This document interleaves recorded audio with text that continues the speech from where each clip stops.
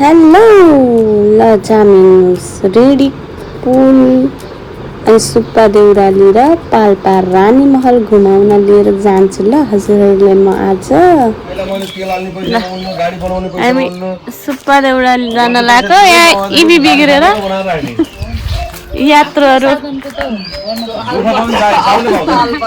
अल्पत्र यात्रुहरू हामी कुस्मादेखि 5:30 बजे सुब्बा देउरालीको लागि हिँडेका थियौँ अनि हामी राले पुग्दा चाहिँ हामी दुईजना साथीहरू आउँदै हुनुहुन्थ्यो र उहाँहरूलाई कोर्दाखेरि चाहिँ हाम्रो इबी चाहिँ बिग्रियो।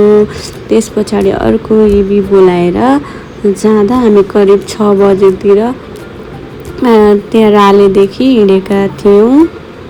हामीहरू राले तीर्थखोला पूर्तिघाट र यो रहेको छ पूर्तिघाट बजार पूर्तिघाट बजार हुँदै रिडी पुगेका थियौँ र अहिले हामी रिडीको त्यो 3 मुखे ब्रिजमा जाँदैछौँ र यहाँ दिदीले चाहिँ सबभन्दा भमिट गर्ने चाहिँ म हो भन्दै हुनुहुन्थ्यो। गाडीमा चढेदेखि नै उहाँले भमिट गर्न स्टार्ट गर्नुभएको घर आउनु बेलासम्म गर्दै हुनुहुन्थ्यो। साथीहरू हिँड्दैछन् म चाहिँ भिडियो बनाउँदैछु। अब हाम्रो मम्मी पर हुनुहुन्छ माइज अगाडि आइपुग्नु भयो। ल वेलकम टु रिडी जसले स्याङ्जा गुल्मी र पाल्पालाई एउटै पुलबाट जोडेको छ। यहाँ चाहिँ एउटा पुलबाट गयो भने पाल्पा पुगिन्छ, अर्को पुलबाट गुल्मी र अर्को पुलबाट स्याङ्जा। यहाँ चाहिँ 3टा जिल्लालाई जोडेको ब्रिज यो एकदमै फेमस पनि छ। तरिसक्यौँ हामी रिडीको। अब यो चाहिँ दोस्रो पुल हो, हेर्नुहोस् है।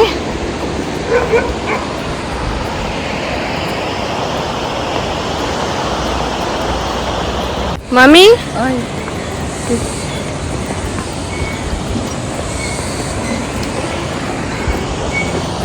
यो रिडीको तेस्रो पुल हो। यो पुल तरिसकेपछि हामी त्यो देखिरहेको रिडी खोलामा गएर स्नान गर्छौँ। त्यहाँ गएर स्नान गरेपछि पुण्य मिल्छ भन्ने यहाँको मान्यता रहेको छ। हामी त्यहाँ स्नान गरिसक्यौँ र म भने त्यहाँको यसो दृश्यहरू भ्यू देखाउनको लागि भिडियो बनाउँदैछु। भनिन्छ नि सर्टकट खोज्दाखेरि जहिले पनि दुःख पाइन्छ भन्ने, यो चाहिँ हामीमा ठ्याक्क लागु भएको छ। यहाँ सिधै हेर्दा बाटो देखेर हिँडेको, बाटो नरहेछ, खोला तर्नु पर्यो। यो हो धोक्रेबास भन्ने ठाउँ। सुब्बा देउराली पुग्दा नजिकको गाउँ कस्तो राम्रो देखिने। फाइनली हामी सुब्बा देउराली आइपुग्यौँ। शनिबारको दिन भएको भएर होला यहाँ एकदम भिडभाड थियो। लाइनको कुरा गर्नुहुन्छ भने त कति धेरै लाइन। हामी करिब 2-3 घन्टा नै लाइनमा बसेर बल्ल भित्र पुग्यौँ। हामी यहाँ लाइनमा छौँ है 1 घन्टा बसेर। अनि मन्दिर परसम्म नै लाइन छ कि। अनि बल्ल भित्र पसेर अलिअलि पूजा गऱ्यौँ। सुब्बा देउरालीको दर्शन गरेर अब हामी जाने पालो थियो पाल्पा रानी महल। फेरि रिडीमा आएर खाजा खायौँ। त्यस पछाडि हामी फेरि पाल्पा रानी महलको तर्फ लाग्यौँ।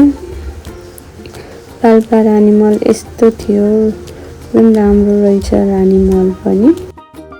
हाम्रो पाल्पा रानी महलका राजा रानीहरू चाहिँ हुनुहुन्छ उहाँहरू र यो चाहिँ म्युजियम दरबारमा प्रयोग गरेका भाँडाकुँडाहरू चाहिँ यसरी राखिएको थियो। अब हामी चाहिँ रानी महलबाट पनि बिदा भएर घरतर्फ लाग्ने टाइम भयो। हामी घर फर्किँदा साँझ परिसकेको थियो।